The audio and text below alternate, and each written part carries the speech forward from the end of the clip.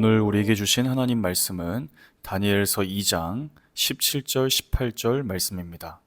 이에 다니엘이 자기 집으로 돌아가서 그 친구 하나냐와 미사엘과 아사랴에게 그 일을 알리고 하늘에 계신 하나님이 이 은밀한 일에 대하여 불쌍히 여기사 다니엘과 친구들이 바벨론의 다른 지혜자들과 함께 죽임을 당하지 않게 하시기를 그들로 하여금 구하게 하니라.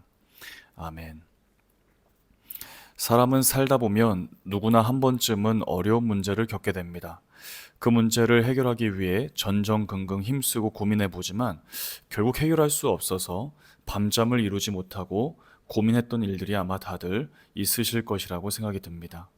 오늘 말씀에 등장하는 느부갓네살 왕도 같은 처지에 놓여 있었습니다. 1절에서 이렇게 말씀합니다. 느부갓네살이 다스린 지 2년이 되는 해에 느부갓네살이 꿈을 꾸고 그로 말미암아 마음이 번민하여 잠을 이루지 못한지라. 이 느부갓네살은 자신의 지식으로는 도저히 해석할 수 없고 또 그 뜻을 알 수 없는 이 꿈으로 인해 마음이 번민해서 잠을 이루지 못했다라고 그렇게 말씀하고 있습니다. 그래서 그는 꿈을 해석하는 자들인 박수, 술객, 점쟁이, 또 갈대아 술사를 불러서 꿈을 해석할 것을 명령합니다. 본문에서 느부갓네살 왕은 이 꿈을 해석하는 자들에게 총 3번의 명령을 내립니다. 그런데 그 명령의 과정을 잘 살펴보면 왕과 해석하는 자들 사이의 갈등이 점점점 심화되고 있는 것을 보게 됩니다. 그들 사이의 대화는 총 3번 이루어집니다. 물론 모두 왕이 꿈을 해석할 것을 명령하는 내용이 주된 내용입니다. 그런데 그 대화를 나누는 왕의 어조가 점점 더 난폭해집니다.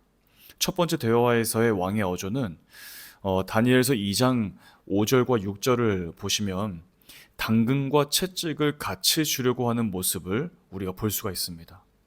꿈을 해석하지 못할 경우 징벌을 가할 것이지만 반대로 꿈을 해석해 준다면 큰 상을 주겠다. 그들에게 동기부여를 하고 있는 것이죠. 그러나 두 번째 대화에서 왕은 꿈을 해석하는 자들의 태도에 분노하기 시작합니다.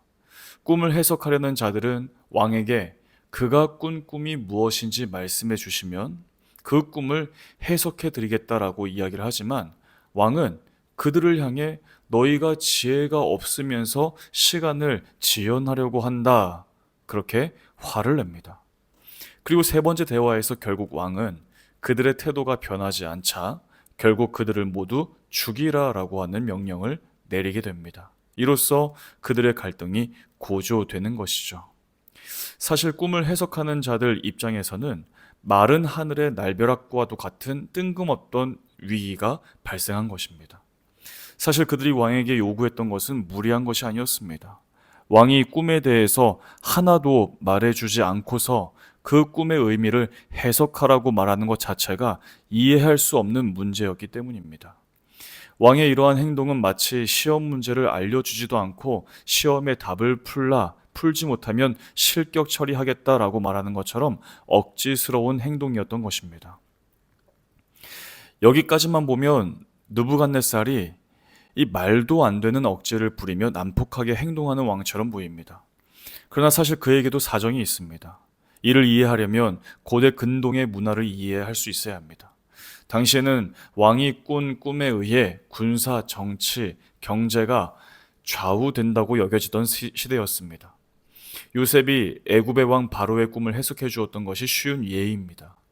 바로의 꿈의 내용은 당시 정세의 판도를 뒤흔들 만큼 큰 의미가 있던 꿈이었습니다. 왕의 꾼 꿈에 의해서 나라의 흥망성쇠가 좌우되던 시기였습니다. 그렇기 때문에 왕이 꾼 꿈의 내용이 외부에 알려지는 것이 극도로 예민했던 시대였습니다. 그래서 왕들은 자신의 꾼 꿈의 내용을 함부로 발설하지 않았습니다. 혹시라도 적국에 이 이야기가 들어가게 되어서 누군가가 그 꿈을 해석하게 된다면 나라에 큰 위험이 찾아올 수 있었기 때문입니다.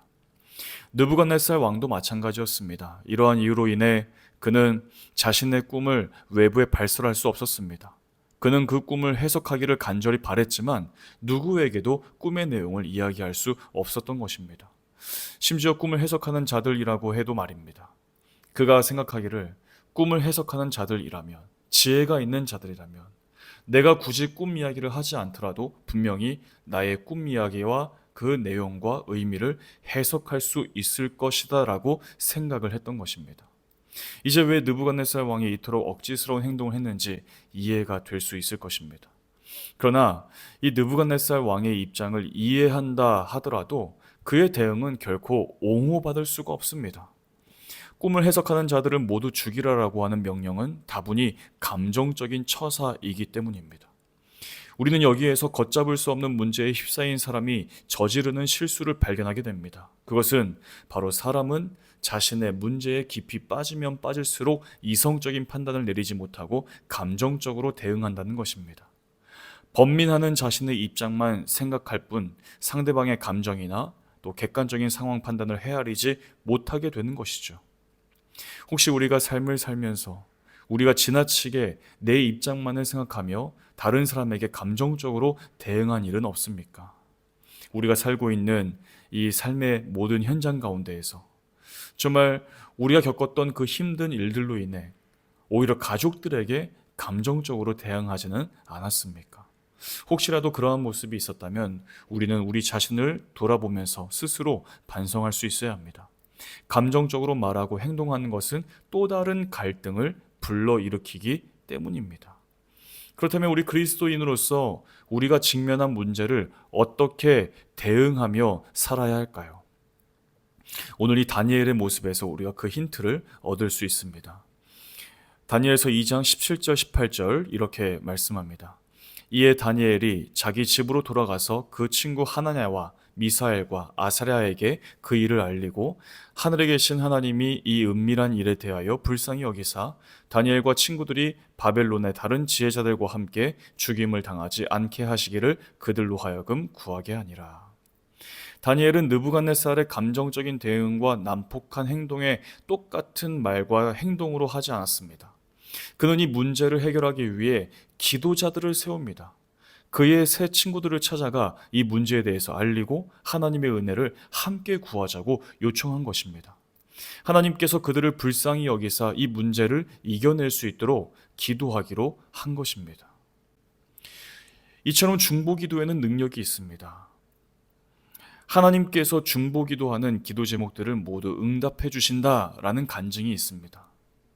하나님의 응답은 우리가 원하는 대로 주어지는 것이 아니지만 실제로 하나님께서는 모든 중보기도 제목 위에 선하게 응답하시는 신실하신 하나님, 좋으신 하나님이십니다. 모세 옆에 아론과 훌이, 다니엘 곁에 그의 새 친구들이 함께 중보기도자로 섰던 것처럼 중보기도는 하나님의 은혜를 끌어당기는 가장 효율적인 기도의 방법입니다. 전도서 4장 12절에서 이렇게 말씀합니다. 한 사람이면 패하겠거니와 두 사람이면 맞설 수 있나니 세 겹줄은 쉽게 끊어지지 아니하느니라. 세 겹의 줄이 쉽게 끊어지지 않는 것처럼 다니엘과 세 친구의 믿음의 중보기도는 하나님의 은혜를 입게 하였습니다. 19절에서 말씀하는 것처럼 하나님께서 환상을 통해 다니엘에게 느부갓네살 왕이 꾸었던 꿈의 내용과 의미를 보여주신 것입니다.